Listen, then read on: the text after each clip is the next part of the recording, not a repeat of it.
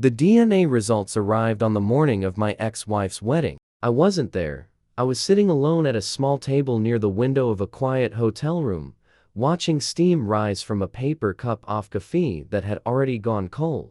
My phone lit up, face down, vibrating like something alive, something impatient. I didn't answer it. Not yet. I already knew what the call would sound like. Panic dressed up as politeness. Fear pretending to be control. 3 weeks earlier, had smiled and signed the divorce papers. They had paid me $3 million to disappear, and everyone in that room believed the story was over. They were wrong. The night it all began, my wife Laura kissed my forehead the way she always did when she wanted to appear gentle without committing to closeness. Her lips were cool. Her perfume, something clean and expensive, hung in the air between us. "We're going to be fine, babe," she said softly. The dishwasher hummed behind her. The kitchen lights were too bright for thather, bouncing off the marble countertops we'd picked together years ago. I nodded, because nodding was easier than asking questions I already knew the answers to. 5 minutes later, my phone rang. "It was your mother, Ethan," she said, too cheerful, the way people sound when they're about to negotiate something. "Can you come by the house? We need to talk tonight." Laura didn't ask who it was. She already knew. She just reached for her coat. Her movements efficient, rehearsed. That was when I understood this wasn't a conversation. It was a script, and I had just missed the rehearsal. Her parents' house sat at the end of a quiet cul-de-sac in a neighborhood where trees were trimmed weekly, and the neighbors waved without ever really looking at you. Inside, everything smelled faintly of lemon, polish, and money. Art on the walls that wasn't there to be enjoyed, only displayed a low table already set with glasses we hadn't asked for. Her father sat rigid on the couch. Her mother stood by the fireplace, and beside them, as if summoned from central casting, was a man in a gray suit. I recognized immediately Mr. Halpern and the family attorney. "Let's be practical," her mother said, before I'd even sat down. An envelope slid across the table toward me, thick, cream-colored. Inside it, a single page with a number printed so neatly it almost felt polite. "Trice $1 million for you to sign the divorce papers tonight," she continued, as if explaining a warranty and move on with your life. Laura stood near the window, her back to me, staring out at the dark street like it had answers she didn't want to hear. I didn't ask why. I didn't ask how long. I didn't ask who. Because betrayal rarely arrives all at once. It comes in fragments. A password changed here. A late meeting there. A look that passes through you instead of landing on you. "What about the other part?" I asked calmly. Her mother tilted her head, confused. "Other part?" "The truth," I said. Silence. The kind that hums louder than conversation. Her father cleared his throat. "This is best for everyone." I looked at Laura. She didn't look back. That was the moment something inside me went quiet. Not broken, just quiet. Like a room after the furniture's been removed. I smiled. "Congratulations," I said. Her mother frowned. "Excuse me. On the new chapter," I replied.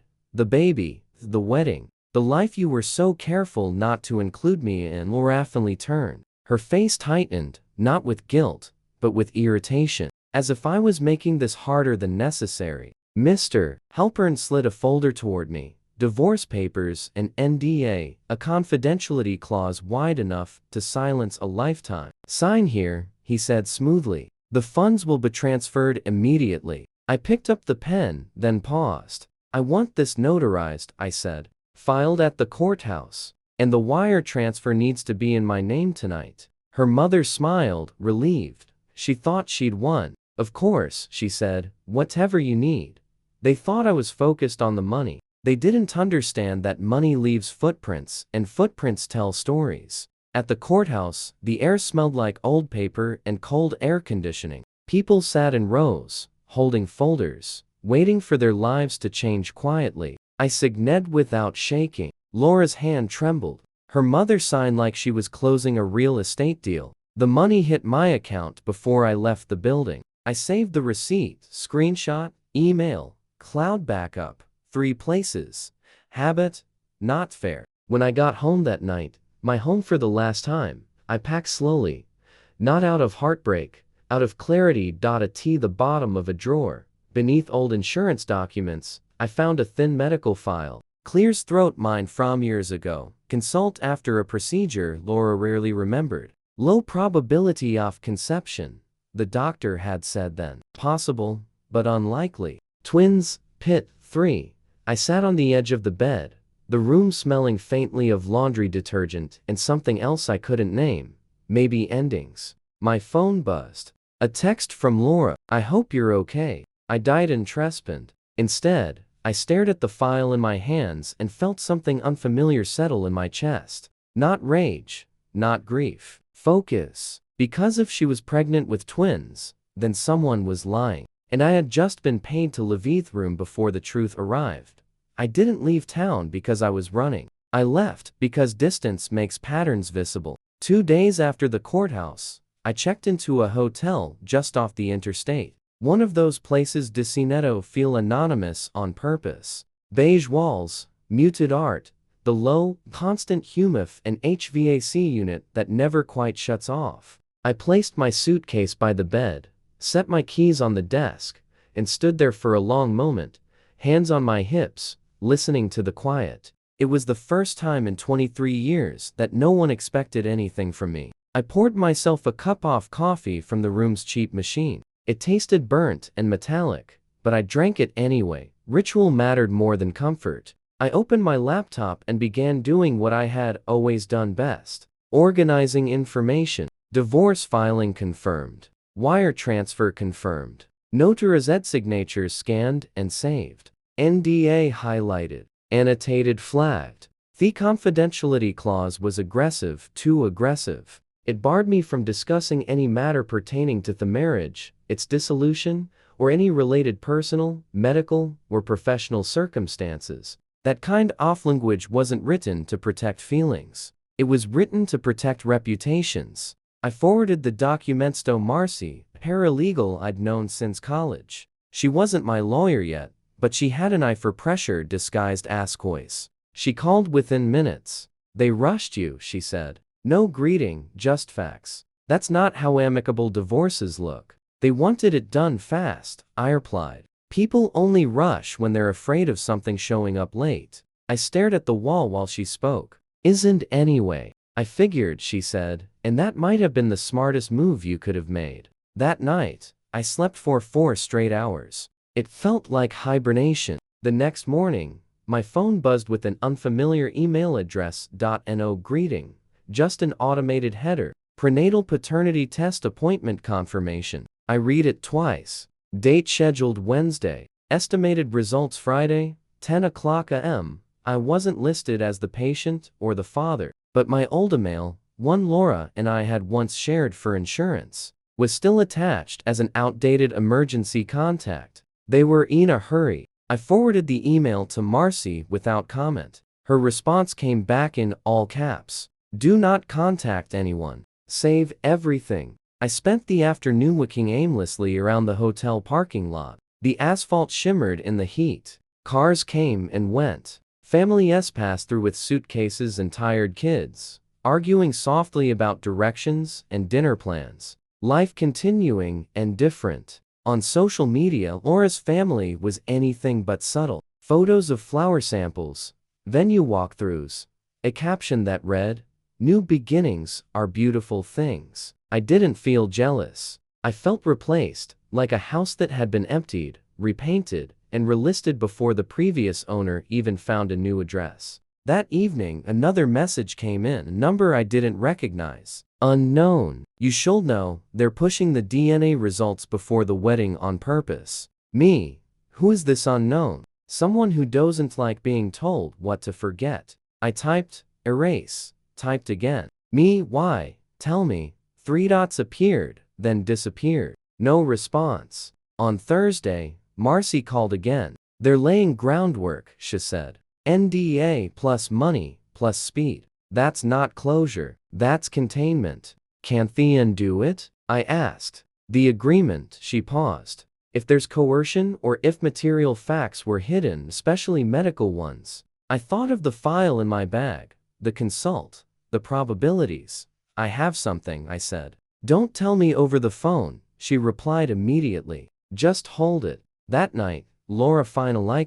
Her name lit up my screen like muscle memory. I almost didn't answer. Almost. Did you get there? Okay, she's voice thin stretched. I did. Silence. I could hear something in the background. Music, laughter, planning. I didn't want it to happen like this, she said. No one ever does, I replied. You didn't even fight. I let out a slow breath. I didn't need to. She swallowed. I could hear it. You're acting like you know something. I know enough, I said. Ethan, I'm not your enemy, I interrupted gently. But I'm not your cover story either. She hung up. Friday morning arrived quietly. I woke before my alarm shower, dressed, and sat at the small table by the window. I set my phone face down beside my coffee, just like I'd imagined. At 9:58 a.m. my hands were steady. At 10:01, the phone vibrated once, then again. I didn't pick it up. At 10:02, it rang. This time I answered. Ethan, her mother said, breathless, but trying to sound composed. Are you somewhere private? I closed my eyes. Yes, I said, I am. I didn't ask her what was wrong. I didn't need to. Her breathing told me everything. It came in shallow bursts like she was standing in a room that had suddenly grown too small. There's been a complication, my mother-in-law said carefully, as if choosing the right word might still save her. I waited. They're salts. They don't say what we expected. Behind her voice, I could feel movement, shoes on tile, a door opening and closing to hard, someone crying and trying to stop. I see, I said. Fesolence on the other end stretched. She had expected anger, questions, bargaining. Instead, she got calm. Did you know about the test? She asked. Finally, I looked out the window at the parking lot below. A man loading suitcases into the trunk of a rental car. A woman holding a coffee cup with both hands like it was something fragile. You were in such a hurry, I said evenly. I assumed you'd handle the details. Her breath caught. This is not time for that tone, Ethan. No, I agreed. It isn't. A new voice cut in sharply. Greg's, Laura's boss, the groom-to-be. The lab screwed up. He said loud enough that I could hear him even when he wasn't holding the phone. That's what they do sometimes. Tests fail. They didn't fail like this, I replied. How would you know? He snapped. Because I wasn't the father, and neither were you, I thought. But I didn't say it. Instead, I said, if you think it's wrong, run it again. A sharp sound followed. Something knocked over. A chair, maybe. Then Laura's voice cracking. It's not wrong, she whispered. The line went dead. I didn't move for a long time after that. I just sat there, listening to the hum of the room, the distant sound of traffic, the muted life happening everywhere else. Marcy called 10 minutes later. They got the results, she said. So I've heard. And it blew up. She exhaled slowly. Good. That means they're scared. I rubbed my temples. They're not done. No, she agreed. They're just switching tactics. That afternoon, checked out of the hotel and drove south. Not home. Somewhere neutral. Somewhere with water and distance. A place where the horizon didn't end in other people's expectations. I booked a room near the coast. Nothing fancy. A small inn with creaky floors and salt in the air. The kind of place people go when they want to think without being watched. At night, I walked along the shore. The sand was cold under my shoes. The ocean moved the way it always had, unimpressed by human messes. My phone buzzed constantly. I didn't answer. Texts from Laura, missed calls from her father, a voicemail from a number I didn't recognize that left no message at all. On Saturday morning, finally listened to one voicemail from Laura. Please, she said, crying openly now. This is worse than you think. They're all panicking. Greg is furious. My mom keeps saying we can fix this, but I don't know how. I didn't think it would come to this. I sat on the edge of the bed, the curtains fluttering slightly in the breeze. I didn't think it would either, I said aloud, though she couldn't hear me. By noon, a new email arrived. Subject clarification regarding test results body. There may have been an error in the chain of custody. Further review is underway. I forwarded it to Marcy. Her reply came back almost instantly. They're trying to buy time. Don't give it to them. That evening, I got a call from a man named Daniel, a name I recognized faintly, one of the assistants at the medical group Laura's company partnered with. I shouldn't be calling you, he said quietly. And I can't say much, but someone very powerful pushed for that test to be rushed. Off the books rushed. My grip tightened on the phone. Who? I asked. A pause then. Not Greg. Clear's throat. The line went silent. Sunday morning, social media went dark. No more wedding posts. No more smiling captions. Silent, sudden, and total. That told me more than any confession could. By Sunday night, Marcy called again. They're going to reach out soon, she said. Probably with another offer. I'm not for sale, I replied. I know, but they don't. Monday came with rain, the steady kind that makes everything feel heavier. I sat at a small cafe near the pier, nursing black coffee that tasted like burnt wood. At 7:43 a.m., an email appeared from unknown.sender at secure mail subject. You deserve the full truth. I stared at the screen. The body contained only one line. The father isn't a stranger. It's someone who's been in the room the whole time. My stomach tightened, not in shock, but in recognition, like hearing a word you already knew, but hadn't said out loud. A second message followed seconds later.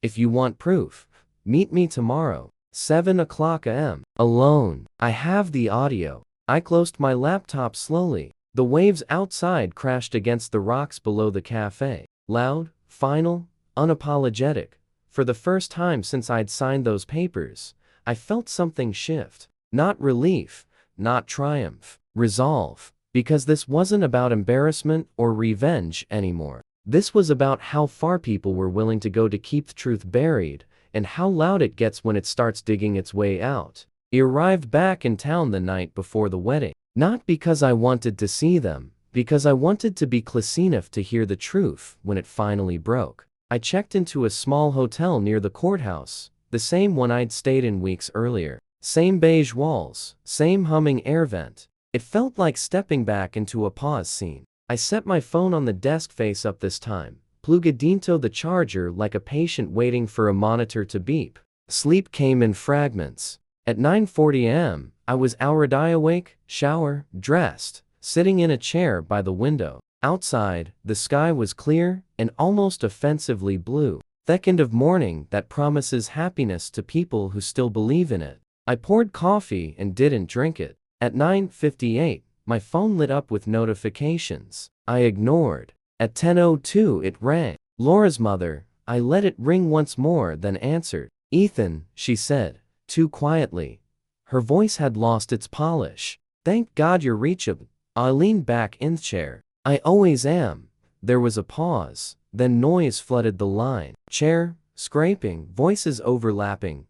A sharp clatter like glass being set down too hard. You need to understand, she said, lowering her voice. This situation has escalated, has it? I asked. Yes, said to the DNA results came back. I know. Another pause. Longer this time. You knew. Her voice tightened around the word. You scheduled the test, I replied. I assumed you'd get the results. That's not what I meant. She snapped. Did you know they wouldn't match Greg? I closed my eyes. I knew enough not to be surprised. Her breath stuttered. I could hear it clearly now. Panic creeping in where control used to live. Behind her, a man shouted, not angry, terrified. A raw sound that didn't belong in wedding halls or country clubs. Then Greg's voice burst through the line, sharp and desperate. This is insane, he said. They said the twins weren't mine. That's impossible, she swore. She didn't swear. Laura interrupted, her voice breaking completely. She avoided. That's different. I pictured the room without seeing it. The carefully arranged flowers, the unopened champagne, the guests beginning tour of downstairs, unaware that the story they'd been invited to celebrate was already collapsing. Greg, I said calmly, if the test says they're not yours, then yelling won't change that. You don't get to lecture me, he shouted. This is your miss. No, I corrected. This is your rush. Silence fell suddenly, heavy and unnatural. Then Laura spoke again, softer now. "Ethan, please." I didn't respond. A new voice entered the call, measured, authoritative, unmistakably practiced. "Mr. Walker," the man said. "This is Shalper." Of course, it was. "I think we need to reset the tone here," he continued. "Everyone is emotional. Isn't productive. You scheduled a prenatal DNA test days before a wedding," I replied. "I'd say emotion is the least of your problems." "That test was necessary," he said quickly. "There were questions. Questions you were afraid to ask." "Too late," I said. He inhaled sharply, a tiny sound, but I heard it. Laura sobbed somewhere in the background. "This can still be handled discreetly," Halpern said. "We prefer to keep your name out of whatever comes next." I smiled without humor. "You paid me to disappear," I said. "That was your discretion." Her mother jumped back in voice shaking. "Now, what do you want?" There it was. Not apology, not truth. "Price. I want you to stop calling," I said evenly. A thud echoed through the phone, someone hitting a table. "That's it," Greg snapped. "You walk away while we clean up your mess." I waited until the noise died down. "Greg," I said quietly, "if you think this ends with me, you haven't read the room." Laura's voice rose suddenly, wild and uncontrolled. "I didn't do this alone." The line went dead silent. Then a sound cut through, clear, furious, unmistakable. A scream. Not Laura's. A man's. The kind-of scream adults make when they realize the ground has disappeared beneath them. I didn't hear words after that. Just chows. Someone shouting Laura's name. Someone else telling people to turn the music off. The distant echo of a door slamming. Then Halpern again, his composure cracking just enough to matter. "Ethan," he said, lowering his voice. "This call didn't happen. You should hang up," I replied. "You're not thinking clearly." The line went dead. I set the phone down gently as if it were fragile. My hands weren't shaking. A minute later, an email notification appeared. Subject: update on prenatal paternity results. I didn't open it. Instead, I stared out the window at the parking lot below. Guests arriving. Valets opening doors. Life continuing to walk into a room where the truth was already screaming. My phone buzzed again. A text this time. "Unknown number. Unknown. It's worse than you think. Unknown. The father isn't Greg. Unknown. And it isn't random." I typed one word. "Maui sahor noi." 3 dots appeared, paused, then disappeared. Another email arrived. Subject: "You deserve to know who the father is." I leaned back in my chair and finally took a sip of my coffee. It was still cold, but for the first time in weeks, everything else felt sharp, focused, aligned. Because now he wasn't waiting for the truth. The truth was running toward me, and it was panicking. I didn't reply to the email right away, not because I was afraid of what it said, but because I understood what it meant. People don't send messages like that unless they're already losing control. I closed the laptop and sat there for a long moment, listening to the familiar hum of the hotel's air system. Somewhere nearby, an ice machine dumped cubes into a bin. Down the hall, a door opened and closed. Ordinary sounds, grounding sounds, Thekin that remind you the world keeps moving, even when your life is being rearranged behind closed doors. My phone buzzed again. This time it was Marcy. "They're calling everyone," she said without preamble. "Your ex's parents, Greg, even people who shouldn't be involved. That usually means they're trying to find the leak." "There is one," I said, and he's scared." She was quiet for a beat. "That's good. Fear makes people sloppy." I forwarded her the email. "Not commentary." She called back within 30 seconds. "This isn't just an affair anymore," she said. "This is damage control. Someone with authority pushed things to move fast. DNA and money timing. That's orchestration." "Halpern," I said. "I was hoping you wouldn't say that." So was I. By late afternoon, my phone rang again. Laura's father this time. I let it go to voicemail. "Ethan," his message said, voice strained. "We need to talk in person. This has gone too far." I smiled faintly. It had gone exactly far enough. I agreed to meet them the next morning on my terms. Not at their house, not at the club, Athelpern's office, neutral ground, glass walls, conference table, somewhere where words like to echo. When I arrived, they were already seated. Laura sat stiffly at one end of the table, eyes red, makeup carefully reapplied like armor. Her parents sat side by side, their posturette rehearsed, and at the head as expected was Halpern, immaculate suit, calm expression, fingers steepled as if were moderating a board meeting instead of a collapse. "Thank you for coming," he said smoothly. "I didn't come for you," I replied, taking a seat.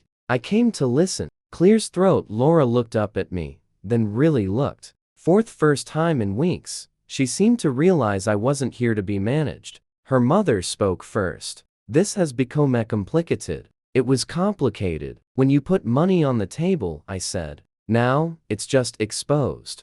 Halpern raised a hand gently. "Let's stay constructive. You paid me $3 million to disappear," I said calmly, then rushed a prenatal DNA test before a wedding. "That's not construction, that's containment." Her father bristled. "You took the money." "Yes," I agreed. "And you left a trail." That got Halpern's attention. Just a flicker, barely visible, but I saw it. Laura's mother leaned forward. "We can amend the agreement." "Of course you can," I said. "You always think you can." Halpern slid a folder toward me. "An updated NDA, expanded compensation. We'd like to resolve this quietly." I didn't touch it. Instead, I reached into my bag and placed 3 things on the table neatly aligned. The wire transfer receipt, the notarized divorce filing, a copy of the NDA with my annotations. Halpern's eyes dropped to the documents. Despite himself. "You paid me," I said, my voice steady. "You rushed me, and you tried to silence me. That's pressure, and pressure leaves fingerprints." Laura's father stood abruptly. "This is absurd." "No," I replied. "What's absurd is thinking you could erase me without consequence." Halpern cleared his throat. "Mr. Walker, we're trying to protect the family." I leaned back in my chair. "From what?" He didn't answer. That's when his phone vibrated on the table. He reached for it too quickly, turned it face down, but not before I saw the preview on the screen. "I can't hold this anymore. He's going to tell everything." The room went very still. Laura's mother followed my gaze, her face drained of color. Halpern's composure slipped just a millimeter. "Enough. You want to know what I want?" I said quietly. No one spoke. "I want you to stop pretending this is about me," I continued. "Because it isn't. It's about whoever's been hiding behind your authority." Halpern met my eyes. For the first time, there was no confidence there, only calculation. "This conversation is over," he said sharply. "No," I replied, standing. "It's just finally honest." As I reached the door, my phone buzzed in my pocket. A text, unknown number. "Tomorrow, 7 o'clock a.m. diner on Route 9. Come alone." I have the audio. I didn't turn back. Behind me, I heard Laura whisper my name. I kept walking because whatever they'd been protecting was bigger than a wedding, bigger than an affair, and someone inside their circle was about to break. The diner sat just off Route 9, tucked between a gas station and a car wash. The kind of place people only notice when they needed coffee at an hour that felt too early to belong to anyone. The neon sign buzzed faintly, one letter flickering, like it was tired of pretending everything worked. Inside, the smell of bacon grease and burnt coffee wrapped around me the moment I pushed the door open. It was 6:58 a.m. I chose a booth near the wall, my back to the window, not because I was afraid, but because I didn't want to be distracted by movement. Truth requires attention. I ordered black coffee, no cigar, no cream. I needed the bitterness clean. At 7:03 a man slid into the seat across from me, baseball cap pulled low, mask covering half his face, plain jacket, ordinary enough to disappear in a crowd, but his eyes kept darting toward the door like it might accuse him of something. He didn't say my name, didn't greet me. He simply placed his phone on the table between us, face down, and pushed it toward me with 2 fingers. "I can't stay long," he said quietly. "It shouldn't even be here." "Then why are you?" I asked. His jaw tightened beneath the mask. "Because I haven't slept since Saturday." I didn't reach for the phone yet. I let him speak. "People tell the truth more easily when they don't feel rushed. They told us it was urgent," he continued. Special handling, confidential, no paper trail beyond the minimum. I thought it was just rich people being rich. And then I asked. And then I realized he was calling the shots. My fingers brushed the edge of the phone. The screen was warm like I'd been held too tightly. Who? I said. He hesitated, then exhaled through his nose, sharp and controlled. Halpern. The name landed exactly where I expected it. He came in himself. The man went on. Didn't send an assistant. Didn't email. He stood there and smiled and told us this had to be done before the wedding. Said the family couldn't afford uncertainty. Said mistakes would be unfortunate. What kind of mistakes? He asked. He swallowed. The kind that get blamed on someone lower down. Clear's throat. I nodded once. Fudio. He unlocked the phone with shaking fingers and slid it back toward me. It's all there. I recorded it because I needed insurance. I pressed play. Halpern's voice filled the space between us, calm and cultured, the sound of a man used to closing rooms. You understand this needs to be settled bare the ceremony, he said in the recording. There's too much at stake to let timing interfere. A woman's voice followed, strained, frightened. But the results, if they come back wrong, they won't help, replied smoothly. And if they do, we'll know how to interpret them. But he's not the father, the woman whispered. There was a pause, a breath. Don't be naive, Halpern said, the father is me. And you're not going to destroy a family over biology. My chest went cold, like someone had opened a window inside me. The audio ended. The diner felt louder suddenly. Forks slinking, coffee pouring, a truck rumbling past outside. Normal sounds pressing in, unaware they were sharing space with something radioactive. I didn't react. Not outwardly. Inside, something final settled into place. So, it wasn't just an affair, I said quietly. The man shook his head. It was a plan. I saved the file to my phone, then sent it to Marcy with one-word audio. Her response came back before I could lock the screen. Do not confront anyone. Come straight to me now. I looked up at the man across from me. You did the right thing. He gave a humorless laugh. I hope that's true. He stood quickly, dropped cash on the table, and disappeared out the door without looking back. I sat there for another minute, letting the coffee cool. When I stood, I didn't feel shaken. I felt precise. At Marcy's office, she listened to the recording twice. The first time, her face stayed neutral. The second time, she removed her glasses and leaned back in her chair,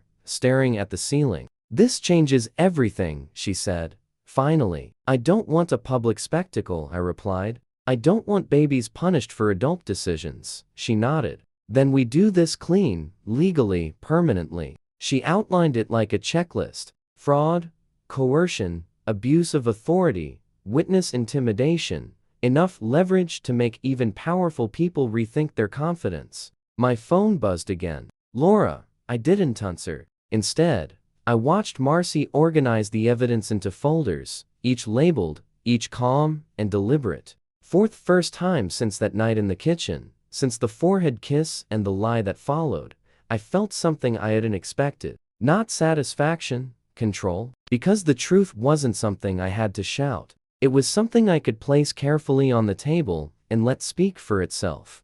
The final meeting didn't happen in a courtroom. It happened in a glass-walled conference room overlooking a parking lot that smelled faintly of hot asphalt and rain. No spectators, no raised voices, just a long table, pot of coffee. No one touched, and the kind of silence that forms when everyone understands the stakes. Marcy sat beside me, posture relaxed, a yellow legal pad in front of her. Across the table were Laura's parents, stiff and pale, and Halpern, still composed, but no longer tentacable. Laura arrived last. She looked smaller than I remembered, not physically, morally, like someone who had been holding up a collapsing structure with bare hands. And finally let it go. We're here to resolve this, Halpern began, his tone practiced without unnecessary exposure. Marcy didn't respond. She slid a folder to the center of the table and opened it to a single page.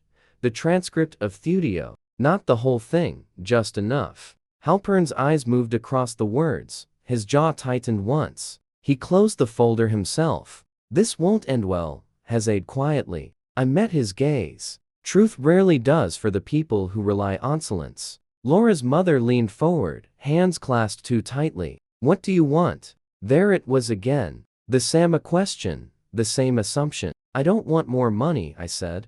I don't want a public apology, and I don't want to negotiate my dignity. Her father scoffed weakly. Then why are we here? I took a breath. Slow, measured, the way I'd learned to do when meetings mattered. 3 things, I said, lifting 3 fingers. First, you retract every statement, formal or informal, that painted me as opportunistic, vindictive, or bought. I will not be recast as Thievelin to protect your image. Laura swallowed. She nodded faintly. Second, what's mine comes back to me, as a favor, as acknowledgement. Assets I contributed to accounts I built. No need ask that implied guilt where there was none. Halpern shifted in his chair. Marcy wrote something down without looking up. And third, I continued, you handle the consequences of this fully and honestly for the children. Not behind closed doors. Not with scapegoats, with responsibility. Laura's mother shook her head, voice breaking. You can't expect us to. I can, I interrupted gently. Because if you don't, the next version of this conversation won't be private. The room went still. Halpern leaned back. Eyes narrowed, calculating exits. You'd expose everything. I'd expose the truth, I said. There's a difference. Laura finally spoke. I didn't think it would go this far. I looked at her for a long moment. It always does, I said. When people keep choosing the easy lie. She lowered her eyes. The agreement that followed wasn't dramatic. It was meticulous. Language revised. Clauses removed. Acknowledgements added. The dare written to protect privacy, not reputations built on manipulation. Halpern signed last, his pen pressing harder than necessary. When it was over, no one celebrated. I stood, gathered my coat, and turned to Laura. She opened her mouth as if to say something. An apology, maybe a memory. I shook my head, not cruelly, just clearly. You don't need to say anything. I told her, you already did when you let them speak for you. Outside, the air was cool and clean. It had rained recently, and the pavement reflected the sky like a second chance. I walked to my car and sat there for a minute, hands on the wheel, breathing. The following morning, I took a walk along the water, early, quiet. Older couples passed me, moving slowly, comfortable in their silence. I bought a coffee from a small stand and watched the horizon brighten. I didn't feel victorious.